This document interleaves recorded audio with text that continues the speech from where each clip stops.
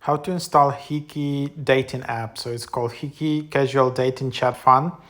So yeah, let's just try to get it. It's getting quite high in ratings, this app, in the lifestyle. Of course, it's not like the popularity of Tinder, but if you're tired of Tinder, then this app can be a nice alternative.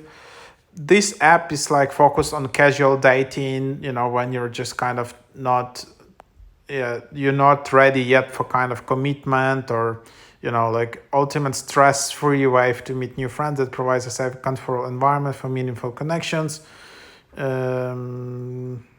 So yeah, and this app kind of getting some nice reviews.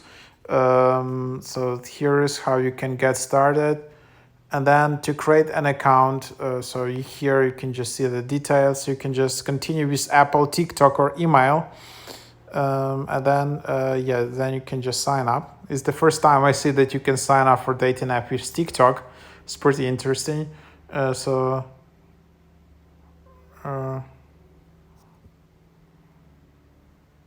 Oops. But anyway, I don't know what's that, but then you can just kind of create an account like that.